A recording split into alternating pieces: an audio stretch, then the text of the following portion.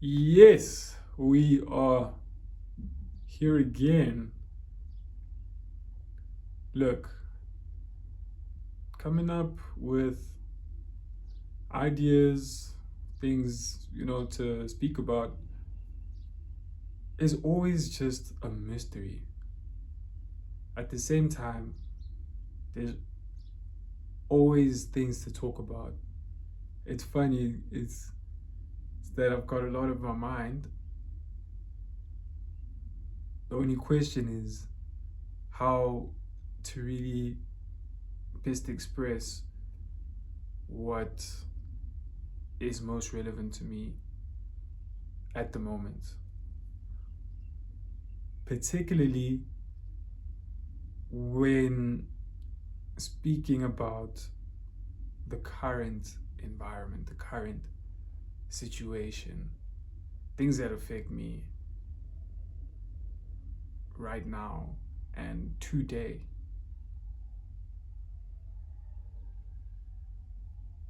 At the same time,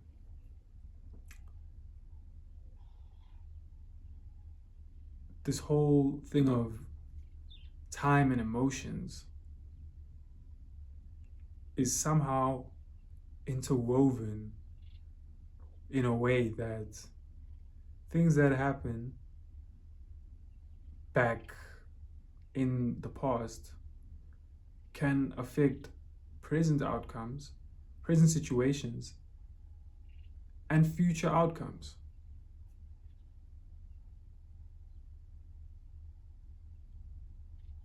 The same can be said for future anticipation, future plans, future projects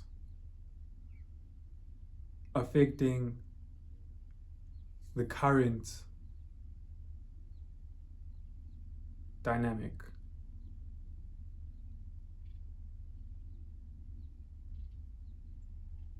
I'm trying to find out how to relate the future and how it affects the past. It definitely does. That's why people talk about rewriting history. Mm. Everything is just here for us at the same time to interact with, to to draw on, to use for our optimum evolution, our optimum survival. The whole thing of actually being able to think about these things is definitely an opportunity for us to get stronger, to get bolder, to get wiser, and to enrich ourselves.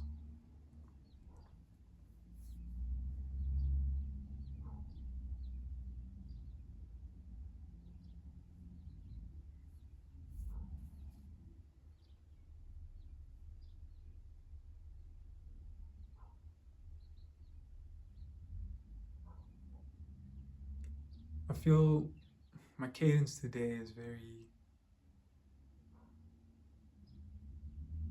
chilling. I'm very poised, I'm very balanced.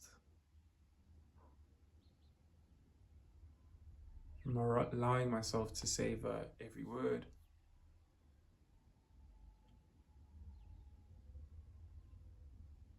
every moment. I woke up pretty early. I slept pretty early as well. So I woke up some time in the late hours of the night, early hours of the morning, that whole crossover. And I did a lot of yoga. hmm I looked at a couple of cam girls online and recited a lot of positive affirmations, just saturating my mind with all lovely and divine things to just, like ooze out all of this brilliance. And definitely that has contributed to waking up feeling clear, waking up feeling just nice and easy. Those are one of the times that I do that, maybe 3 or 4 times in a month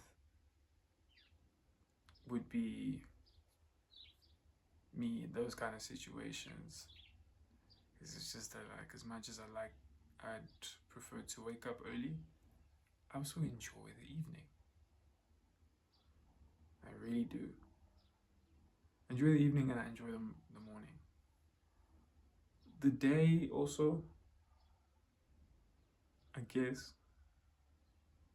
So for me, now I'm going into the whole sleep science of how to maximize my time and energy, that I can enjoy different parts of the day. All parts of the day have their sweet spots about them.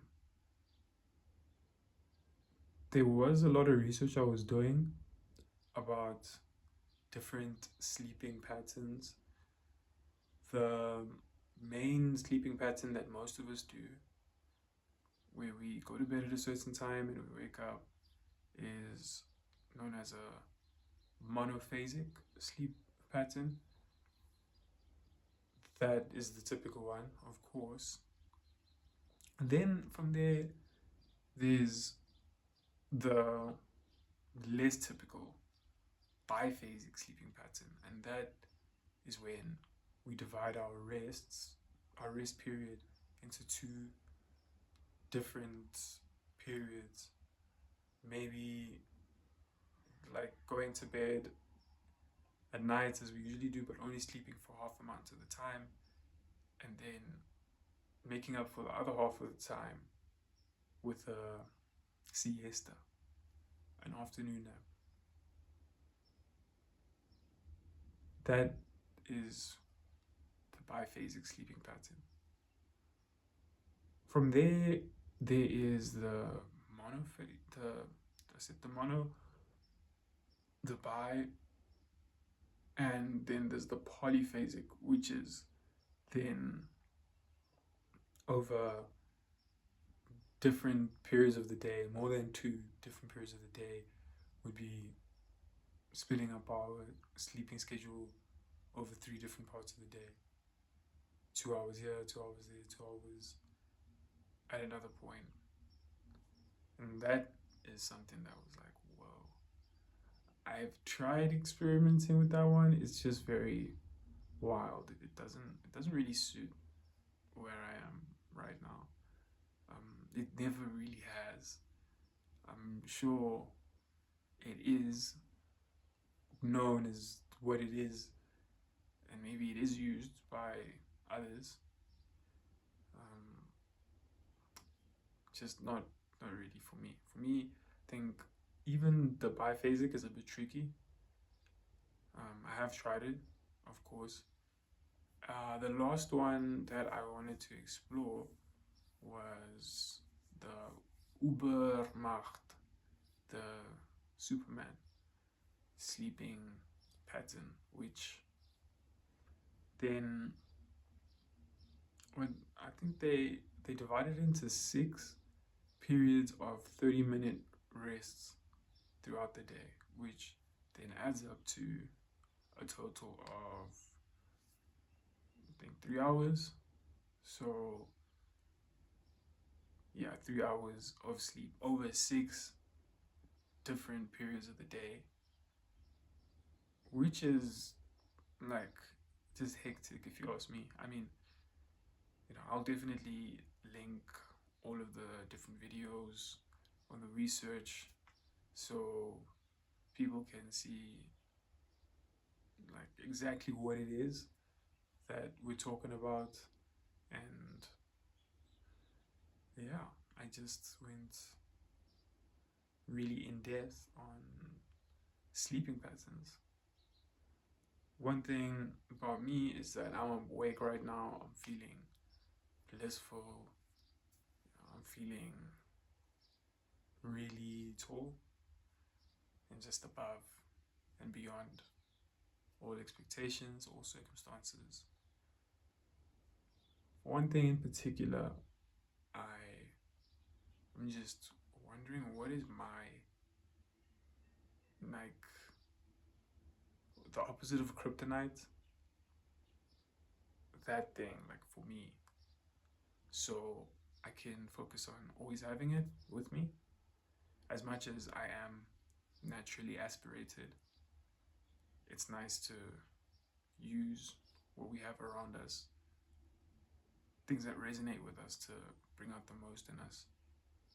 And the people. Who is the opposite of kryptonite for me?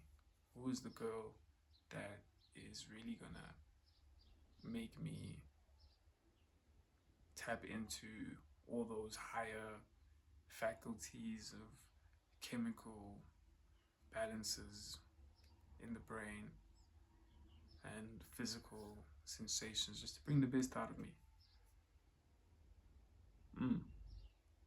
Where do I need to be to actually really spread my light? And how can I increase my joy in this present moment, whether it's letting go of things that no longer serve me so I can then, be at my natural state, which is joy. So maybe definitely that is something to look at.